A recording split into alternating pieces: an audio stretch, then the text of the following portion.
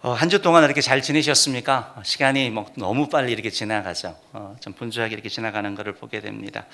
지난주 이렇게 여러 가지 사건 사고들이 있었는데 마음을 아프게 한 또 유명한 정치인의 그런 자살이 있었습니다. 그분은 극심한 우울증에 시달렸다라고 얘기를 하고 있고요. 그리고 그분은 또 교회의 그런 장립 집사님, 안수 집사님이었습니다. 그래서 이런 죽음을 볼 때마다 이렇게 안타까움을 느끼게 됩니다. 아마 베르테르 효과라는 그런 말을 들어보셨을 것입니다. 괴테의 젊은 베르테르의 슬픔이라는 책에서 나온 그러한 말이죠. 이 베르테르라는 사람이 사랑에 빠졌는데 그 사랑이 이루어지지 않자 결국 자살하는 그런 내용인데요.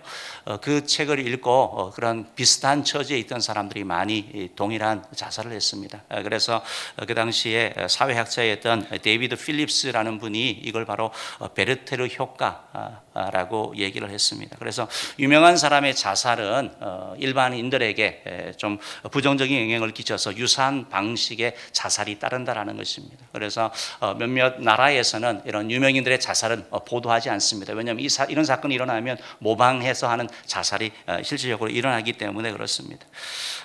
우리 삶을 살면서 여러 가지 그런 유혹들도 있지만 돈의 유혹, 명예의 유혹, 또 어떤 권력에 대한 그런 유혹도 있지만 또 한편에 있어서는 자살에 대한 유혹도 찾아올 때도 있습니다. 어두움의 그런 유혹이죠. 충동이라고 보는 게 더 좋을 것 같습니다. 일탈하고 싶은 그런 유혹도 우리 가운데 있을 수 있고 또 거짓말하고 싶은 그런 유혹들이 우리 가운데 찾아올 수도 있다는 것입니다. 사실 우리는 매일매일 삶 가운데 이렇게 유혹을 경험하며 살아갑니다. 살아가는 동안 이런 유혹은 피할 수 없는 것입니다. 우리가 하나님의 부르심을 받아서 천국에 가기 전까지는 이런 유혹들이 계속 가운데 살아가야 되기 때문에 우리에게 분명한 것은 이런 유혹 가운데 어떻게 승리하는 삶을 살아갈 것인가. 하나님은 우리가 이런 유혹 가운데 어떻게 승리하기를 원하시는가 하는 그런 하나님의 방법을 아는 것입니다. 지난주에 말씀드린 것처럼 우리가 유혹을 이기기 위해서는 유혹의 정체를 알아야 된다고 말씀드렸습니다. 유혹 당한 사람들이 그렇게 얘기를 하죠. 유혹인지 몰랐다라고. 유혹은 그렇게 정체를 감추고 포장되어서 온다라는 겁니다. 우리를 속인다라는 것입니다. 우리에게 나 당신 유혹할 거야 라고 이렇게 온다면 과연 누가 속겠습니까? 나 당신 꼬시는 거야 라고 한다면 잘 넘어가지 않을 것입니다. 그런데 정말 달콤함으로 찾아오는 거죠. 그래서 성경 말씀은 우리에게 비둘기처럼 순결하고 또 뱀처럼 지혜로울 것을 말씀하고 있는 것입니다. 에스키모인들이 이리를 사냥하는 그런 방법이라는 글이 있습니다. 이 에스키모인들이 이리를 사냥하는데 그들은 짐승의 피와 칼 한 자루를 가지고 있으면 이리를 잡을 수 있다고 합니다. 어떻게 하느냐 했더니 그 칼에다가 그 짐승의 피를 묻힌다고 합니다. 피를 묻히고 그다음에 밖에다 내어놓고 그러면 얼잖아요. 추우니까요. 그래서 그다음에 또 다시 피를 묻히고 그래서 이 칼이 보이지 않을 정도로 완전히 피로 이렇게 덮는다고 합니다. 그리고 나서는 그 칼을 뒤로 세워 가지고 이렇게 바닥에다 꽂아둔다고 합니다. 그러면 밤이 되면 이 피냄새를 맡은 이리가 다가와서 이렇게 핥기 시작한대요. 그러면 이 차가운 피와 그리고 서서히 핥아가면서 그 금속, 그 칼의 그 금속의 그 차가운 것 때문에 혀가 마비된다고 합니다. 그러면서 계속 핥다 보니까 어느 순간 단맛에 좀 따뜻한 피가 있는 거죠. 더 맛있는 거죠. 그래서 그게 흠뻑 빠져가지고 계속 이렇게 도취되어서 하다 보면 결국 자기 자신의 혀가 다 갈라지고 몸이 망가지고 그래서 결국은 서서히 죽게 되는 거. 그래서 그렇게 이리를 사냥한다고 합니다. 사실 유혹이 우리에게 한 번 더 망쳐줄게, 칼이 있어 라고 말하고 다가오지 않는 거죠. 감춰져서 우리 가운데 와서 파멸되어져 가는 거 우리가 너무 잘 알고 있다는 것입니다. 그래서 유혹의 정체를 아는 거 이게 참 중요하죠. 또 유혹을 이기는 방법은 유혹을 피하는 것이라고 말씀드렸습니다. 유혹으로도 도망가는 것이죠. 디모데후서 2장 22절 말씀을 보면 이렇게 말씀되어 있습니다. 읽어봅시다. 시작. 또한 너는 청년의 정욕을 피하고 주를 깨끗한 마음으로 부르는 자들과 함께 의와 믿음과 사랑과 화평을 따르라. 예, 우리 모두에게 정욕이 있는데 이 정욕을 따라 살아가는 게 아니고 정욕을 피하라고 말씀하고 없애라는 말씀이 아니라 이런 욕망이 발현될 수 있는 그런 장소를 가지 않을 것을 말하는 거죠. 왜냐하면 유혹이 계속되면 넘어질 수밖에 없는 게 바로 우리 모든 인간의 그런 연약함 때문이기 때문에 그렇습니다. 그래서 뭐 술집을 다니고 뭐 도박장을 가고 뭐 노래방을 가고 클럽을 가고 이러다 보면 자연스럽게 서서히 이렇게 무너져가는 것을 볼 수 있다는 것이죠. 그래서 성경은 피하라라고 말씀하고 있고 우리도 유혹을 이기는 두 번째 방법이 바로 피하는 것이다라고 말씀하고 있습니다. 오늘 저는 계속해서 유혹을 이기려면에 대해서 우리는 그럼 어떻게 또 다른 방법이 있는가 이제 네 가지를 드릴 건데요. 첫 번째는 사람의 도움을 받는 거고 또 하나는 하나님의 도움을 받는 걸 말씀드릴 거예요. 사람의 도움에 대하여 두 가지, 하나님의 도움 받는 거 두 가지를 말씀드릴 거예요.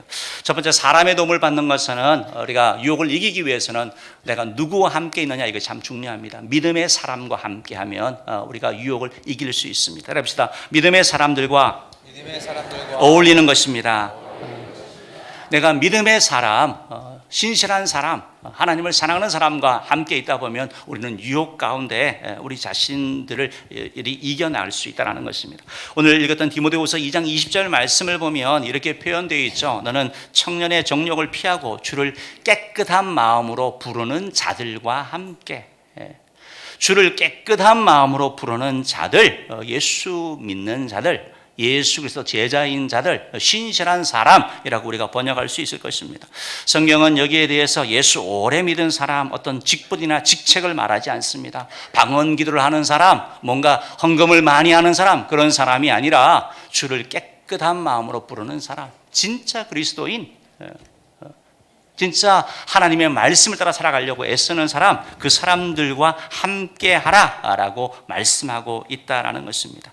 진짜 그리스도인, 신실한 그리스도인, 믿음의 사람들과 함께 하다 보면 우리는 유혹을 자연스럽게 이기게 되는 것입니다. 왜냐하면 그분들이 추구하는 것은 하나님의 뜻이지 우리 인간의 본능이나 죄악된 모습이 아니기 때문에 그렇다라는 것입니다. 사랑하는 성도 여러분, 하나님께서는 우리들에게 이런 믿음의 사람들과 어울릴 수 있도록 은혜교회 공동체를 허락하여 주시고 또 믿음의 좋은 친구들을 허락하여 주신 것 감사합니다. 믿음의 사람이었던 다윗에게 요나단이 있었던 것처럼 여러분의 인생에, 여러분 신앙 삶 가운데 정말 신실한 믿음의 동력자가 있기를 간절히 바랍니다. 인생을 살다 보면 늘 맑은 날이 아니고 힘들고 어려운 날도 오죠. 폭풍우가 치는 날도 있습니다. 그때 우리는 잘 버텨나가야 되죠. 그때 잘 이겨나가야 되죠. 그럴 때 우리는 정말 믿음의 사람이 우리 가운데 필요하다는 것입니다. 이번 수련회에 참여하셔서 또 그런 분을 만나는 은혜가 있기를 주님으로 축원합니다. 사단은 우리가 믿음의 사람들과 함께 있으면 우리가 강하잖아요. 우리가 이길 수 있잖아요. 그렇기 때문에 사단은 어떻게 하겠습니까? 분리시키는 거죠. 자꾸 무너뜨리는 것이 사단의 작전입니다. 혼자 있게 하는 것이죠. 에덴 동산에서 아담과 하와에게 찾아갔던 사단은 아담과 하와가 함께 있을 때 찾아갔습니까? 아니면 혼자 있을 때 찾아갔습니까? 거의 아마 두 사람이 붙어 있었을 거예요. 근데 하필 그때 떨어져 있을 때 찾아가서 얘기하는 거죠. 하나님의 말씀을 아담이 들었습니까? 하와가 들었습니까? 아담이 들었죠. 하나님. 동산에 있던 실과의 나무를 먹지 말라고 하나님이 아담에게 말씀하신 거죠. 그런데 하와에게 얘기를 하는 거죠. 혼자 있으니까. 얘기합니다. 하나님이 정말로 먹지 말라 하시더냐? 그 말 들으니까 하나님이 그 전까지는 참 좋으셨는데 섭섭해지는 거예요. 뭔가 음모가 있는 것 같아요. 하나님이 좀 그래요. 사랑하는 성도 여러분, 만약에 에덴 동산에서 아담과 하와가 같이 있었다면 그 첫 번째 유혹에 저는 넘어가지 않았을 거라고 생각을 합니다. 두 사람이 있으면 하나님의 말씀이 생각나거든요. 혼자는 넘어질 수 있지만 둘이 함께 할 때 우리가 승리하게 되는 겁니다. 전도서 4장 12절은 그래서 이렇게 말씀하죠. 한번 읽어봅시다. 시작. 한 사람이면 패하겠거니와 두 사람이면 맞설 수 있나니 세 겹줄은 쉽게 끊어지지 아니하느니라. 여러분, 혼자는 내가 아무리 강하다 하더라도 넘어집니다. 그러나 둘이 있으면 훨씬 강하게 나갈 수 있습니다. 셋이면 더 강합니다. 그러므로 우리가 유혹에 승리하기 위해서는 믿음의 신실한 동력자들, 신앙의 그러한 동료들을 만들고 그들과 함께하는 저 여러분 되길 간절히 바랍니다. 사단은 계속해서 섭섭한 마음이나 이런 여러 가지 마음을 통해서 자꾸 외톨이로 만드는 거예요. 바라기는 승리하는 저 여러분 되길 간절히 바랍니다. 두 번째로 우리가 사람의 도움 받는 데 있어서는 유혹받고 있는 것을 고백하는 거예요. 인정하는 거예요. 여러분, 유혹받는 게 그게 죄는 아니잖아요. 그런데 우리는 그걸 자꾸 감추려고 하거든요. 드러내지 않으려고 그러거든요. 그러면 그 유혹이 우리를 삼키게 되는 걸 보게 되는 겁니다. 유혹은 드러내면 그 힘을 잃어버리는 거예요. 사단은 어두움 가운데 역사하지 빛 가운데 역사하지 않습니다. 그래서 우리가 이런 유혹들, 우리의 연약한 부분들을 드러내면 하나님의 평강이 우리 가운데 있고 자유함이 있는 것입니다. 내가 어떤 이런 유혹을 받고 있고 내 마음이 어디에 끌리는 거, 그럴 수 있잖아요. 그런데 이것이 감추지 아니하고 드러낼 때 우리가 승리하게 된다는 것입니다. 혹시 여러분들에게 이런 고백이 만약에 주어진다면 여러분들이 비난하지 않기를 바랍니다. 우리 모두 다 그런 존재들이니까요. 그런데 우리의 차이는 그런 유혹들 가운데 승리해 나가는 것, 이겨 나가는 것, 이게 바로 신앙인의 삶인 거죠. 우리 신앙의 삶 가운데 유혹이 있는데요. 유혹을 제가 이렇게 생각을 해봤어요. 플러스의 유혹이 있고 마이너스의 유혹이 있는 것 같아요. 플러스는 이생의 자랑, 육신의 정욕, 안목의 정욕, 뭘 보고 자꾸 가지고 싶고 취하고 싶고 뭘 드러내고 싶은 이런 우리 가운데 자꾸 더하는 그런 유혹이 있습니다. 돈도 그렇고 명예도 그렇고 다 그런 거죠. 또 하나는 마이너스의 유혹인데요. 마이너스의 유혹은 뭐냐면 사명을 감당하지 못하게 되는 거예요. 게으름, 나태함, 그냥 명목상, 이름상의 그런 그리스도인으로 살아가는 것. 때로는 심지어 자살, 죽음, 얻는 게 아니라 뺏는 거잖아요. 이런 유혹들이 우리 가운데 올 수 있다라는 것입니다. 이런 유혹이 있을 때 우리가 드러내야 되는 거죠. 사실은 우울증이라는 병을 통해서 자살하는 사람들이 점점 많아지고 이런 안타까운 건데요. 우리 주변에도 그런 사람이 있을 수 있죠. 그런데 여러분, 놀라운 건 뭐냐면요, 그 사람들이 우울증이 있을 때 그걸 말한다라는 거예요. 자살이나 이런 게 대한 언급이 꼭 있다라는 것입니다. 우리가 그래서 그 사실에 대해서 조금 민감할 필요가 있고 그들을 세워주는 저와 여러분 되기를 간절히 바랍니다. 아울러서 이런 연약함이 고백되어질 때 바라기는 섣부른 그런 충고를 하지 않기를 바랍니다. 우리가 아는 그런 기준을 가지고 내 경험을 갖고 내 생각을 갖고 얘기하는 사람이 아니라 우리는 하나님의 뜻을 갖고 하나님의 말씀을 가지고 조언해주고 권면해줄 필요가 있다는 것입니다. 심지어 예수님께서 제자들에게 말씀하셨죠. 이제 십자가를 지고 예루살렘에 올라가셔서 고난당하시고 죽으시고 부활하실 것을 말씀하셨습니다. 이때 베드로가 얘기를 하는 거죠. 어설픈 충고를 합니다. 예수님, 그렇게 하지 마세요. 그거 안 됩니다. 예수님, 절대 안 됩니다. 자기 생각을 얘기를 했거든요.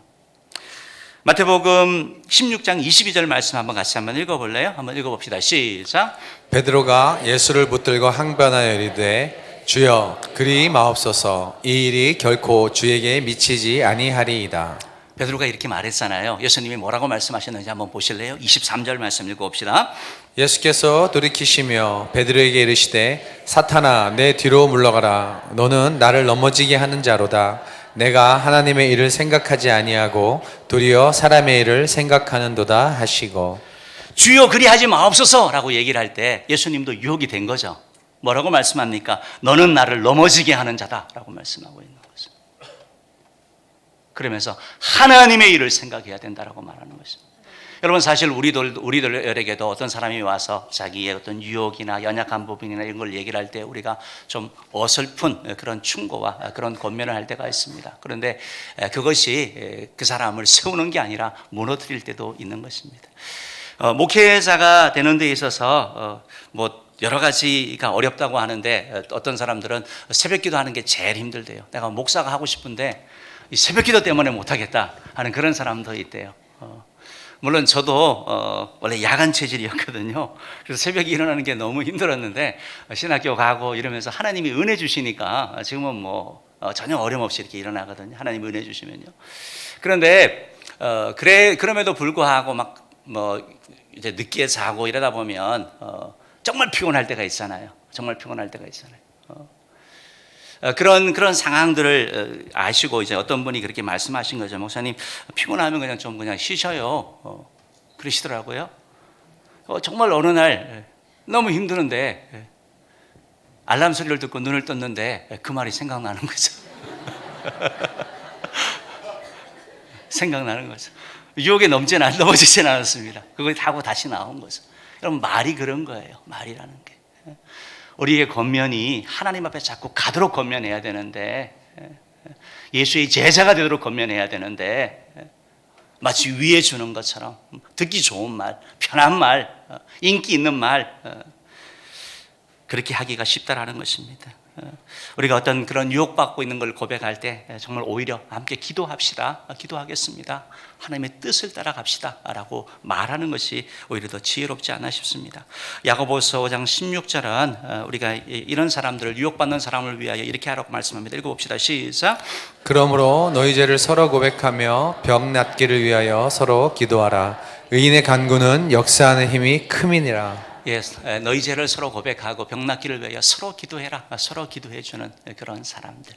사랑하는 성도 여러분, 은혜교회에서 여러분 신앙생활을 하면서 서로 기도해 줄 수 있는 분들을 많이 만들기 바랍니다. 재미있게 놀기는 할 수는 있는데, 농담 따먹기는 하고 뭐 스포츠는 할 수 있는데 기도해 줄 수 있는 사람이 없는 거 비극이죠. 비극이죠. 여러분, 정말 신앙의 그런 동력자를 많이 만들어서 우리 삶 가운데 있는 유혹을 이겨나가는 저와 여러분 되기를 주님으로 축원합니다. 세 번째로, 그러면 하나님께서 우리에게 유혹을 이기는데 이제 하나님의 도움을 받아야 되는데요. 두 가지 말씀합니다. 바로 말씀과 기도입니다. 따라합시다. 유혹을 이기신 예수님의 방법은 말씀입니다. 히브리서 4장 15절 말씀을 보면 이렇게 말씀하죠. 한번 읽어봅시다. 시작. 우리에게 있는 대제사장은 우리가 연약함을 동정하지 못하실 이가 아니요 모든 일에 우리와 똑같이 시험을 받으시니로되 죄는 없으시니라. 예, 우리에게는 대제사장 예수님을 말하는 거죠. 우리의 연약함, 우리가 유혹에 넘어지고 유혹 가운데 시달리고 넘어지고 뭐 이렇게 하는 거 주님이 다 아신다라는 거죠. 이해하시는 거죠. 어떻게 그럴 수 있어라고 말하지 않는 거죠. 그럴 수 있다라고 말하는 거죠. 근데 그 예수님은 모든 일에 우리와 똑같이 시험, 유혹을 받으셨다라고 말하고 있거든요. 저기서 유혹이거든요. 그런데 그분은 죄를 짓지 아니하시는 분, 바로 유혹 가운데 승리하신 분이라고 말씀하고 있습니다. 그 예수님께서 승리하신 방법을 우리에게 보여주고 있는 거예요. 그 두 가지가 바로 성경에 나타나는데, 예수님이 공생애를 시작하면서 제일 먼저 하신 것은 바로 말씀을 통해서 사단의 유혹을 이기셨습니다. 바로 40일 금식 후에 사단이 찾아와서 얘기를 하는 거죠. 돌을 떡을 만들어 먹어라. 그 다음에 뭐 성전을 올라가서 뛰어내려라. 천하만국을 보여주고 내게 절하라 라고 얘기를 하는 거죠.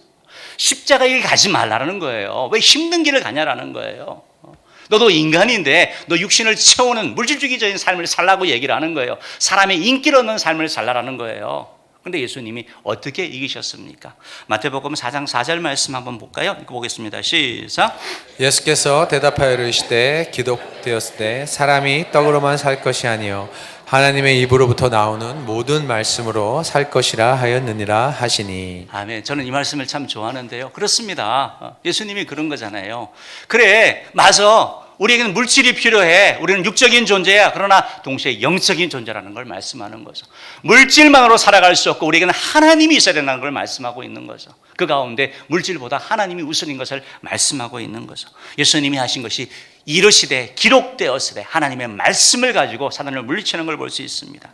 뛰어내리라는 사단의 유혹에 대해서 주 너희 하나님을 시험치 말라라고 말씀하시고, 내게 경배하면 모든 걸 너에게 주겠다는 사단의 유혹에 대해서 하나님 한 분만 경배하라 그랬다고 말씀을 통해서 물리쳐 나가는 것을 볼 수 있는 것입니다. 예수님은 말씀으로 이런 사단의 유혹을 물리치신 거죠. 그래서 사단의 유혹을 물리치는 방법이 바로 그 병기가 말씀이라는 것을 우리에게 가르쳐주고 있는 것입니다. 사랑하는 성도 여러분, 그러면 예수님께서 왜 이렇게 말씀을 가지고 하셨을까요? 예수님이 사단에게 좀 부탁하고 애원하고 좀 간청하면 좀 막 빌고 그러면 사단이 물러가지 않을까요? 에베소서 6장 17절은 이렇게 말씀하죠. 한번 읽어봅시다. 시작. 구원의 투구와 성령의 검 곧 하나님의 말씀을 가지라. 사랑하는 성도 여러분, 영적인 무기가 있는데요, 공격하는 무기가 있는데 우리에게 주어진 무기가 뭐래요? 하나님의 말씀이라는 거예요. 여러분, 하나님의 말씀의 능력을 믿으세요? 이 말씀의 능력이 사단의 권세를 파하고 우리 삶 가운데 승리를 주는 줄로 믿으시기를 바랍니다. 말씀이 우리를 지켜주는 거예요. 말씀이 우리를 이끌어가는 거예요. 내 생각, 내 경험이 아니고 하나님의 뜻이 나타난 그 말씀이 우리를 이끌어가고 그 말씀이 우리를 세워나간다는 거예요. 나는 할 수 없지만 하나님의 말씀이 할 수 있다는 그 말씀을 내가 받아들일 때 우리가 일어날 수 있는 거예요. 유혹 가운데 있지만 나도 그 죄를 짓고 싶지만 간음하지 말로 하나님의 말씀이 우리 가운데 살아있을 때 우리가 이겨나갈 수 있는 거예요. 나도 두렵지만, 나도 염려되지만 모든 것이 합력하여 선을 이룬다는 하나님의 말씀이 내 속에 있을 때 우리가 이겨나갈 수 있는 거예요. 사랑하는 성도 여러분, 시편 119편 9절 11절은 이렇게 말씀하죠. 한번 읽어봅시다. 시작. 청년이 무엇으로 그의 행실을 깨끗하게 하리이까? 주의 말씀만 지킬 따름이니이다. 내가 주께 범죄하지 아니하려 하며 주의 말씀을 내 마음에 두었나이다. 사랑하는 성도 여러분, 여러분 삶 가운데 어떻게 매주 삶 가운데 계속해서 이렇게 넘어지십니까? 일어나시고 싶으시죠? 말씀을 잡으시기 바랍니다. 말씀이 나를 지켜준대요. 내가 범죄치 아니하게 하여 주의 말씀을 내게 뒀다. 현장 가운데, 유혹 가운데 하나님의 말씀이 떠오르는 거예요. 말씀을 가까이 할 때 그러는 거예요. 말씀을 읽지를 않는데 영적인 무기가 어떻게 우리 가운데 주어지겠습니까? 바라기는 우리 은혜 성도 여러분, 성경을 읽으시기 바랍니다. 하루에 3장, 주일에 5장 이렇게 읽으면 일독하잖아요. 우리 특별히 중직자들은 말씀을 읽고 묵상하고 예수님처럼 그 현장 가운데 사단을 물리치기 위해서는, 사단을 공격하기 위해서는 말씀을 암송까지 해야 되는 거예요. 여러분, 요즘은 저도 이렇게 성경 말씀을 많이 듣거든요. 듣는 것도 참 좋은 것 같아요. 그런데 쭉 들으니까 어떤 생각이 드냐면 말씀을 듣는다라고 생각을 하는데 남는 게 없어요. 듣기는 들었는데 남는 게 없더라고요. 그래서 한 방법은 뭐냐면 좀 짧게 정해가지고 그것을 계속 듣는 거예요. 야고보서만 계속 듣는 겁니다. 그러면 말씀이 들어오더라고요. 그리고 그 가운데 내 마음에 들어오는 말씀이 있는 거예요. 요즘은 눈도 침침하고 해서 사실 잘 못 읽잖아요. 근데 듣는데 그 말씀이 나의 무기가 되게, 말씀을 가까이 함으로 말미암아 나를 지키는데 쓰임받는 저 여러분 되길 간절히 바랍니다. 사랑하는 성도 여러분, 예수님의 또 다른 방법은 바로 무엇이었습니까? 바로 기도였죠. 따라합시다. 유혹을 이기신 예수님의 방법은 기도입니다. 공생애를 시작하시면서 사단의 유혹을 말씀으로 물리치셨는데 공생애를 마치시면서 예수님이 마지막에 한 게 십자가의 길 아닙니까? 십자가에 지시기 전에 예수님께서 마지막 밤 겟세마네 동산에서 기도하시죠. 바로 그 기도하실 때 십자가에 대한 그런 유혹이 있는 거죠. 십자가를 지지 않는 것, 사명을 감당하지 않는 그런 유혹이 있는 거죠. 예수님은 이걸 위하여 기도하는 거죠. 마가복음 14장 37절 38절 말씀 한번 읽어보실래요? 한번 읽어봅시다. 시작. 돌아오사 제자들이 자는 것을 보시고 베드로에게 말씀하시되 시몬아 자느냐? 내가 1시간도 깨어 있을 수 없더냐? 시험에 들지 않게 깨어 있어 기도하라. 마음에는 원이로되 육신이 약하도다 하시고. 따라합시다. 시험에 들지 않게 깨어 있어 기도하라. 깨어 있어 기도하라. 이게 예수님이 하신 말씀이에요. 예수님이 십자가를 앞두고 제자들과 함께 기도하자 그랬거든요. 근데 제자들이 너무 피곤해가지고 자꾸 자는 거예요. 예수님이 깨웠어요. 기도해라. 근데 또 자는 거예요. 예수님이 말씀하는 거예요. 시험에 들지 않게 깨어 기도하라 라고 말씀하는 거죠. 사랑하는 성도 여러분, 예수님께서는 이렇게 기도하셨기 때문에 십자가의 길, 사명의 길, 그 고난의 길 묵묵히 갈 수 있었습니다. 기도하지 않았던 제자들은 도대체 무슨 시험에 든단 말인가, 무슨 유혹이 있단 말인가, 십자가는 예수님이 지는 건데, 근데 제자들이 어떻게 되었습니까? 예수님의 십자가의 그 현장 가운데 다 도망가 버리잖아요. 내 살겠다고 사명을 다 버리고 도망가잖아요. 감당하지 못하는 것이죠. 우리가 우리에게 진 사명 감당하고 세상의 빛과 소금으로 살아가고 예수의 제자로 살아가기 위해서 우리 삶 가운데 기도가 있어야 할 줄 믿습니다. 사랑하는 성도 여러분, 예수님이 그렇게 말씀하셨죠. 마음은 원인데 육신이 약하다. 예수님께서 제자들이 피곤한 거 모르셨을까요? 아셨죠. 그래서 나중에는 그저 쉬라라고 말씀하잖아요. 그러면 도대체 우리는 기도해야 되는데 사실 피곤과 매일 싸우지 않습니까? 이게 무슨 말입니까? 예수님이 그럼 기도를 하라는 겁니까? 아니면 하지 말라는 겁니까? 기도를 하라고 말씀하고 있는 거죠. 어떤 사람은 육이 이끌어가는 사람이 있고 어떤 사람은 영이 이끌어가는 사람이 있습니다. 육이 이끌어가는 사람은 늘 피곤해요. 여러분, 하루라도 안 피곤한 날이 있습니까? 저는 늘 피곤하던데요. 매일 피곤하죠. 안 피곤한 날이 어디 있어요? 안 바쁜 날이 어디 있어요? 그러나 그 가운데, 분주함 가운데 하나님을 향한 시간이 있느냐라는 거예요. 이게 영적인 거죠. 영이 우선하는 삶을 살 것인가, 육이 우선하는 삶을 살 것인가, 영이 이끌어갈 것인가, 육이 이끌어갈 것인가 라고 말씀하는 거죠. 왜? 그래야지 유혹에서 승리할 수 있으니까요. 그래야지 사명 감당할 수 있으니까요. 그래야지 우리 삶 가운데 하나님의 영광이 드러나기 때문에 그런 것이죠. 예수님이 말씀하시는 거죠. 1시간도 깨어 있을 수 없더냐. 이 말씀은 1시간씩만 기도하면 유혹에서 승리하는 것 같아요. 사랑하는 성도 여러분, 기도하시기 바랍니다. 우리 같이 한번 기도합시다. 기도할 때 하나님이 도와주시는 거예요. 기도할 때 하나님이 은혜 주시는 거예요. 혼자 기도한다라고 하는데 혼자 기도하면 유혹이 너무 많아요. 혼자 기도하기 정말 힘듭니다. 교회에 있는 기도 시간, 수요일이든 금요일이든 새벽이든 그거 깨고 나와서 함께 기도하고 나갈 때 우리 삶 가운데 기도의 승리가 있을 줄 믿습니다. 사랑하는 성도 여러분, 사실 우리는 우리 자신들을 볼 때 좀 어떨 때는 좀 실망스러울 때가 있죠. 유혹에 이겨야 되는데 넘어지는 내 자신. 하나님이 말씀하신 유혹을 이기는 승리의 방법, 말씀과 기도 우리 알고 있잖아요. 방법을 모르는 게 아니잖아요. 그런데 그렇게 하지 못하는 내 자신을 볼 때 좀 실망스러울 때가 있는 거죠. 그런데 참 감사한 것은 우리에게 바로 예수님이 계시는 거죠. 그 예수님이 도와주시겠다고 말씀하는 거죠. 히브리서 2장 18절 말씀 한번 같이 한번 읽어볼까요? 읽어봅시다. 시작. 그가 시험을 받아 고난을 당하셨은즉 시험 받은 자들을 능히 도우실 수 있느니라. 주님이 도와주신다라고 말씀하고 있는 거죠. 능히 도우실 수 있다. 능히 도와줄 수 있다. 바로 예수님이 도와주신다라고 말씀하고 있는 것입니다. 히브리서 4장 16절 같이 한번 읽겠습니다. 읽어봅시다. 시작. 그러므로 우리는 긍휼하심을 받고 때를 따라 돕는 은혜를 얻기 위하여 은혜의 보좌 앞에 담대히 나아갈 것이니라. 사랑하는 성도 여러분, 은혜의 보좌, 바로 기도의 자리 말하는 거죠. 하나님 앞에 가는 걸 말하는 거죠. 그때 하나님이 우리를 도와주신다라고 말씀하고 있습니다. 여러분, 예수님이 계시다는 것이 얼마나 감사한지 몰라요. 우리 모두는 실패자죠. 넘어지죠. 그런데 우리의 연약함에도 불구하고 우리를 포기하지 아니하시고 우리를 도와주시는 예수 그리스도. 그러면서 연약한 우리를 향하여 내가 완전한 것처럼 너희도 완전하라 하시는 예수 그리스도. 우리를 향하여 정죄하는 자에게 죄 없는 자가 먼저 치라고 말씀하시는 예수 그리스도. 죄의 유혹에 넘어진 우리를 정죄하지 아니하시고 그렇다고 그 자리에 계속 머물러 있으라고 말씀하시는 것이 아니라 우리 손을 잡아주시면서 다시 한번 나아가자 말씀하시는 예수 그리스도. 바라기는 그 예수 그리스도 바로 주님의 도움으로 죄의 유혹 가운데 승리하는 우리 모두 되기를 주의 이름으로 축원합니다.